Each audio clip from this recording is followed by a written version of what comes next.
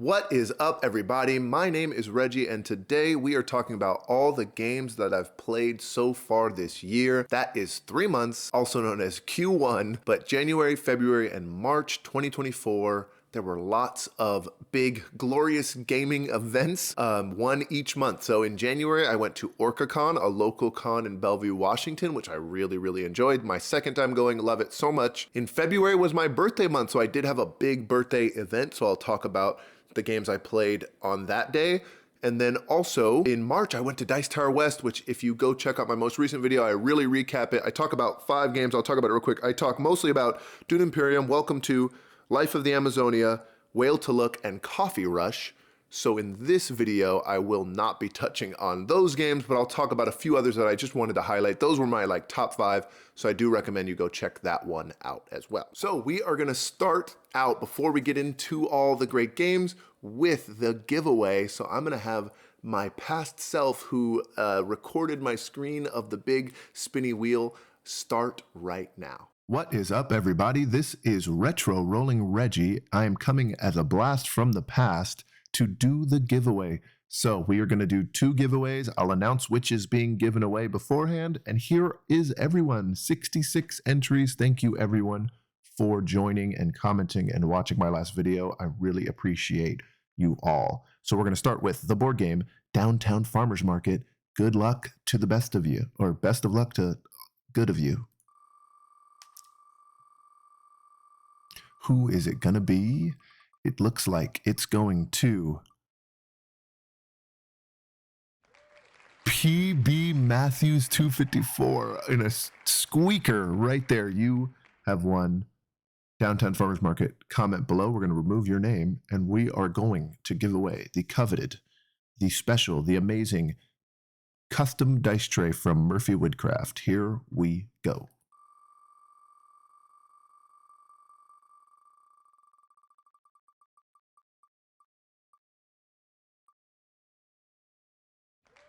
Looks like it's going to Liz Marie 7042.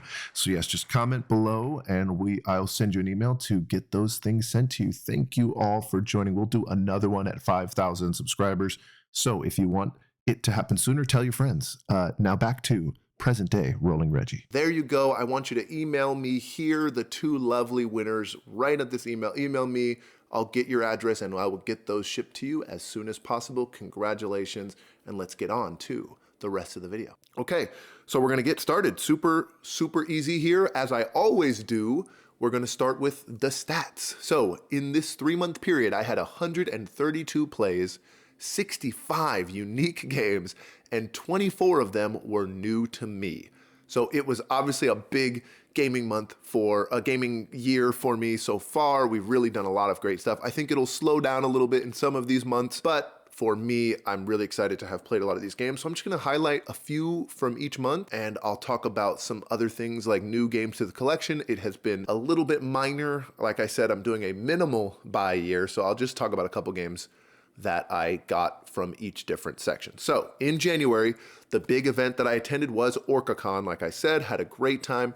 So here are a few games I want to highlight. First and foremost, the new to my collection is Kinfire Delve Vainglory's Grotto. So now this is the first one. There are actually 2 out already and a 3rd one is coming from Incredible Dream. They are a really unique cooperative experience that has dice and these incredibly gorgeous cards. Really enjoyed it. I actually sat down and played it. The first thing I did, I just found a solo game. It was like Friday morning at like 8 a.m. or whenever it opens. Just sat down, played it myself. It was play to win. A lot of cons do this now where they have a collection of games that publishers have donated to the convention. You play them and it enters you in for a raffle and then you get it at the end. And this is the game that I won. So that was really exciting.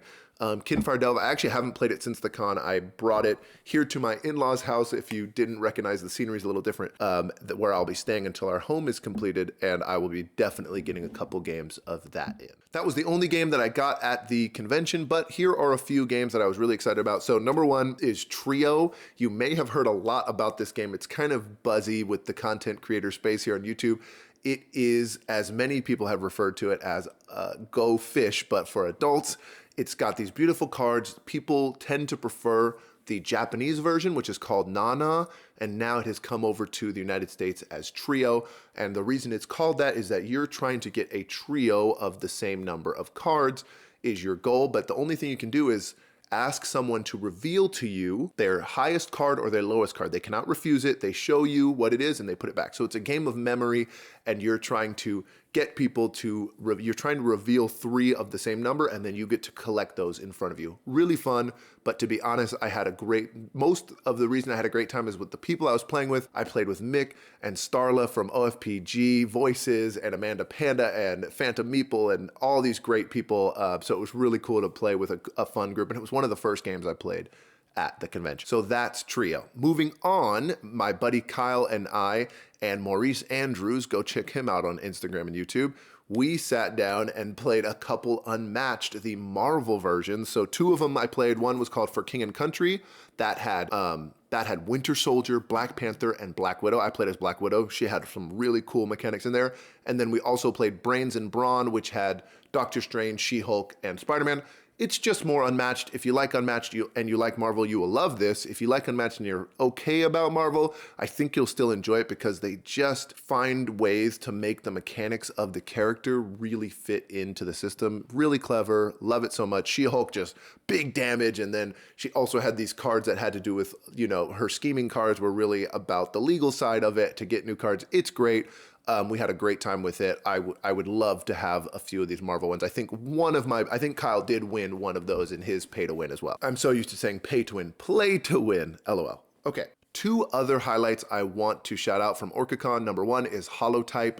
This is a very unassuming box. I actually got it on my radar from the Rado crew, one of the R&R show episodes. Chris talked about how much he enjoyed it. It is really a simple, tableau builder with some nice worker placement. It's got 3 different types of workers. So there's the intern, the grad student, and the paleontologist. And so they actually have different levels. And so the paleontologist can bump anyone, but like the intern can't bump a grad student. So it was really cool that way. And then it does have a little Wingspan feel with the tableau, even though there's no specific habitats or anything. But what I like about it with the food-wise is there is dice, just like how Wingspan has the bird feeder. But in this, you draw a card that allows you to decide which type of dice you want to roll. It might be 2 green dice with 1 reroll opportunity, or it might be just 3 blue dice. Whatever you're going for, it's very similar. The fossils are just different colors that you need in order to play down the holotypes, which are the cards.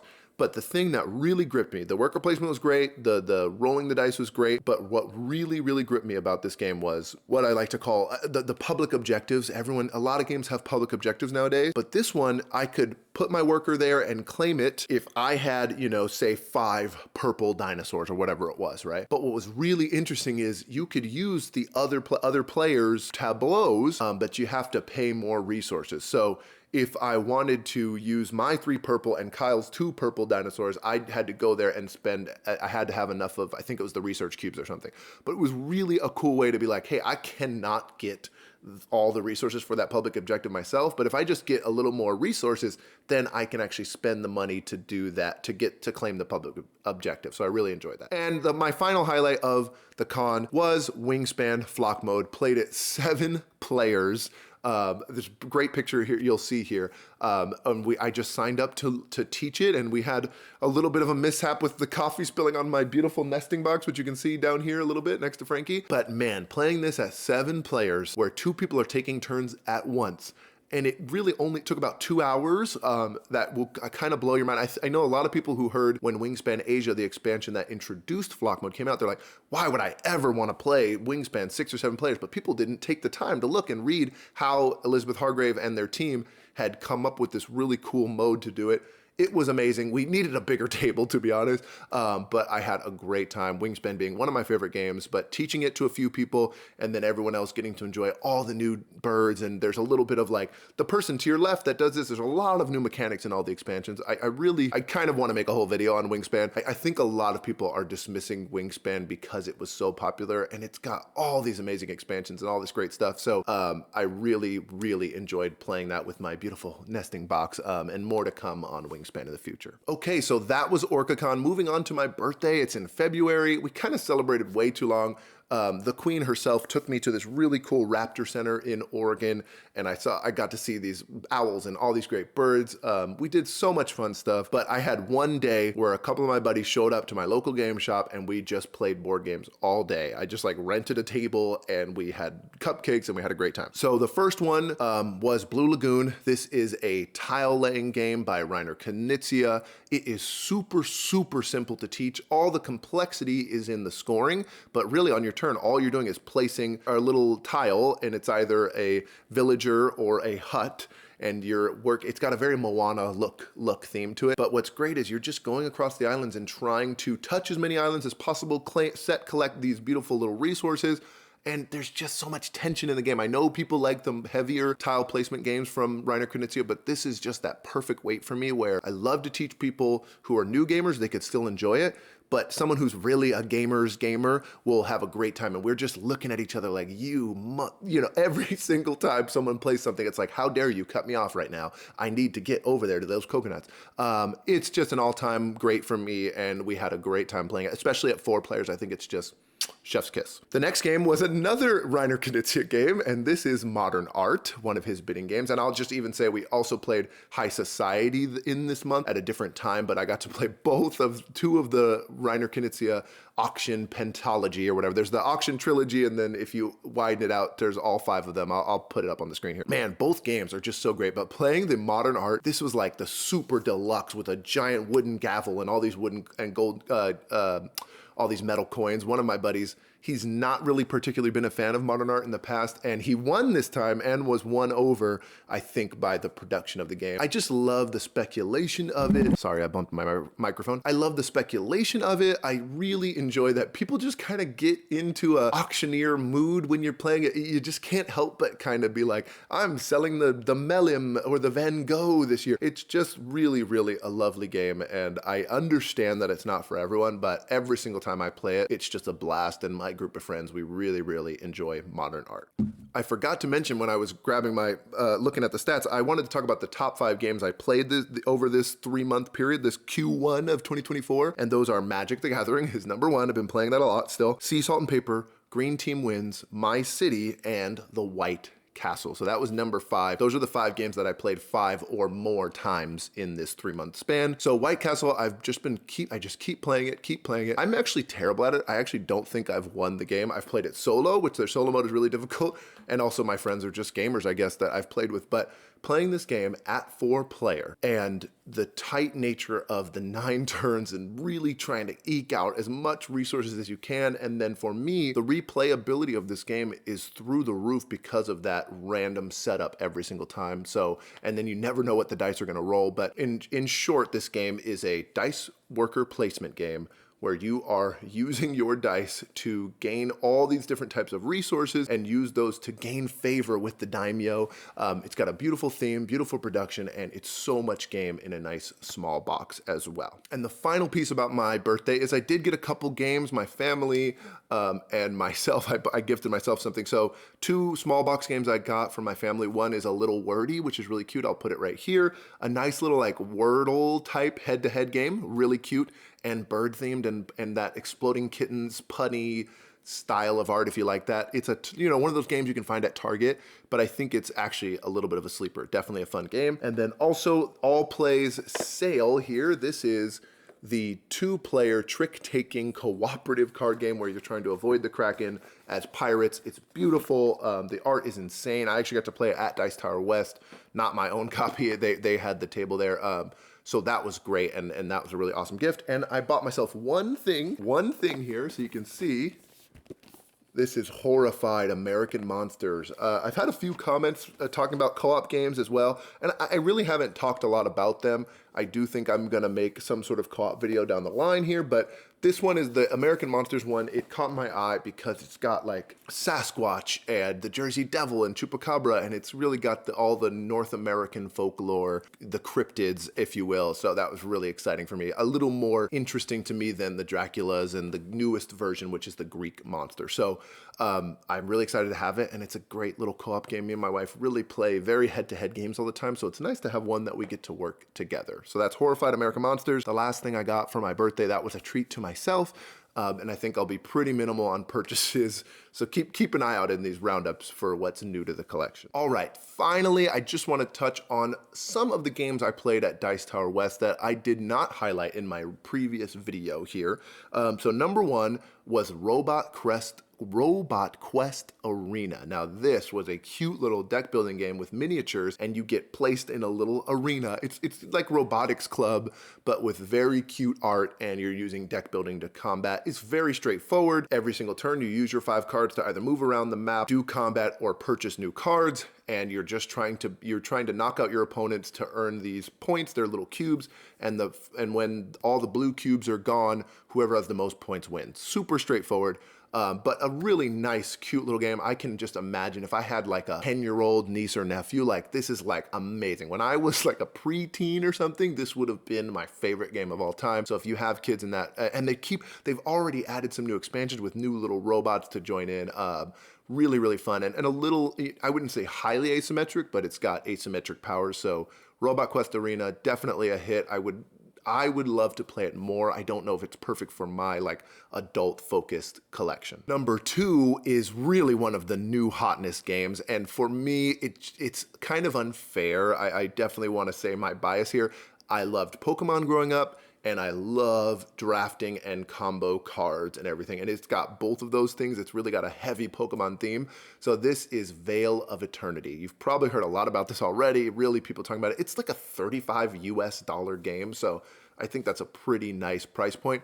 You've got these little wooden tokens, discs, that you're going to use to draft 2 cards in a snake draft order. So there's enough cards so that everyone will get 2 cards. And you can either sell those cards or tame them, which puts them in your hand, and then you can summon them in front of you into a tableau. The thing about this game is that 3 different types of powers: instant powers, powers that happen at the end of every round, and continuous kind of like passives if you're a video game player like myself.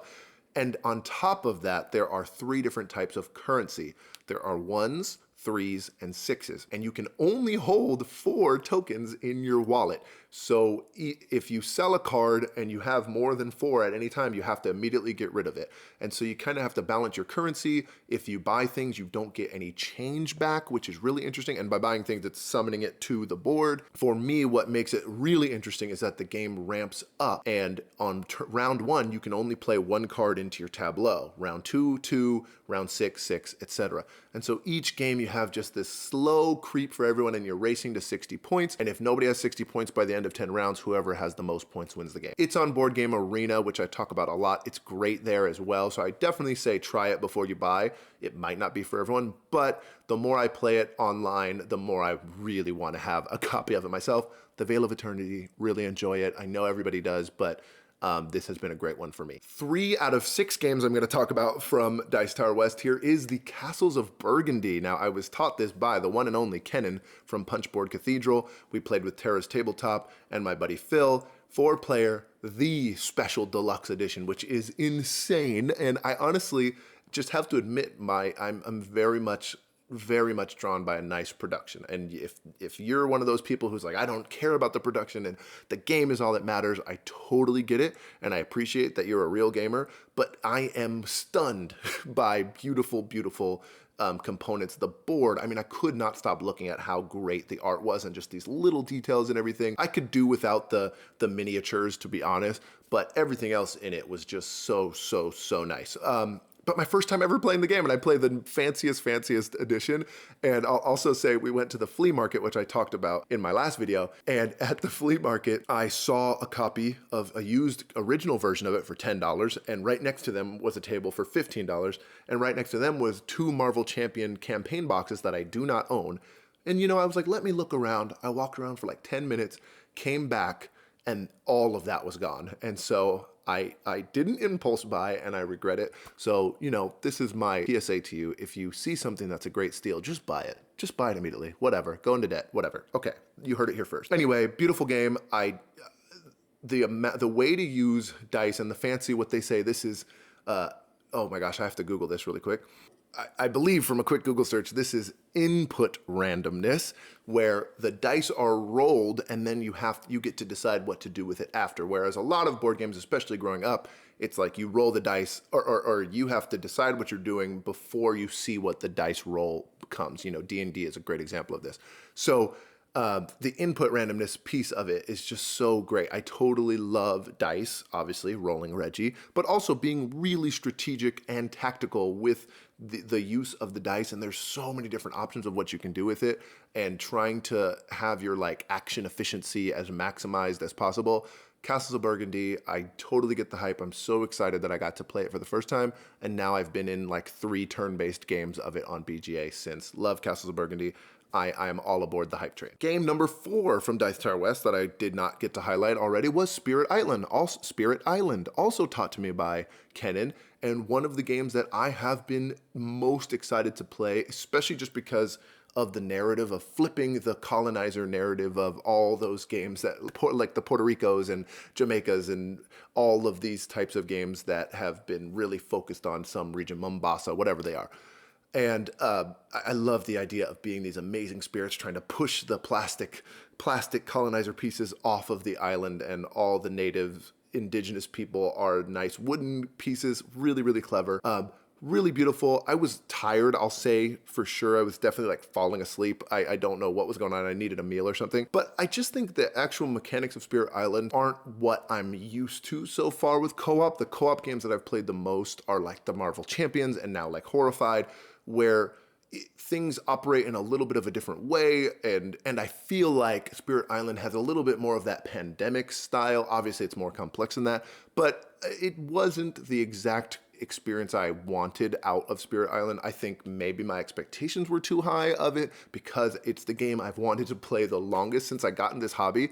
And so it was an okay play. Obviously, the people I was playing with was awesome, and we had a great time, but overall, I think I'm going to need to give it another chance. I was not like won over by it in my first play. And I hate to say it too, because it's a lot of people's absolute favorite game of all time. And so I've heard nothing but good things. So I'll try again. I got to play a bird. I have nothing to complain about. But it was long. The mechanics were not as satisfying as other cooperative games. Again, Marvel Champions being my example. I'm kind of putting every game I play against, like, would I rather sit down and play this, or would I rather sit down and fight Ultron?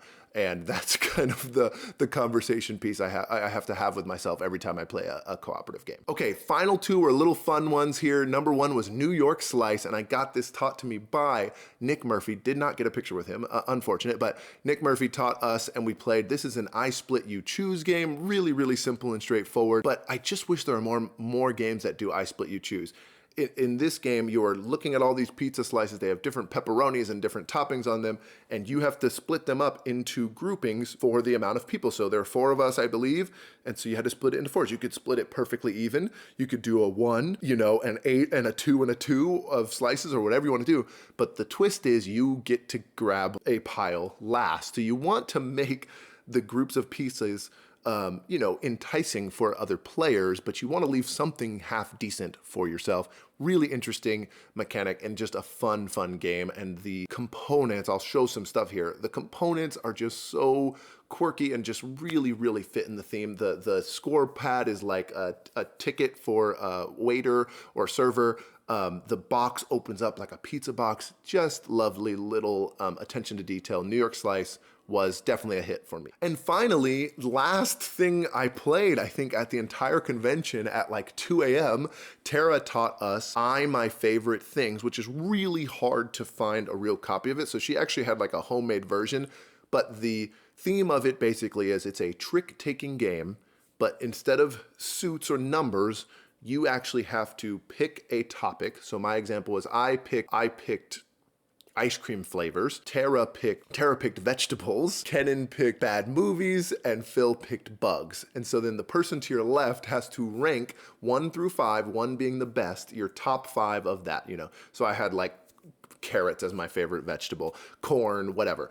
And then you had a 0 number that is kind of like a Trump suit. It's got to be something you don't love, but maybe not too obvious that it's universally hated. So I chose Brussels sprouts because I know some people love Brussels sprouts. Anyway, then we pass all those cards back to your left. So now Phil has all of my vegetable cards. He doesn't know what their numbers are. He just sees the word corn, asparagus, whatever. And then I have all of the ice cream flavors, and someone else has the bugs and all that. And so then you play these down, and then you reveal what the numbers are. You're trying to, estimate what number your friend would have put that at, and then you learn so much about each other. It's so much more about the experience than the actual gameplay, because you could totally be screwed if someone just completely trumps you with the 0 card or one of the high ones.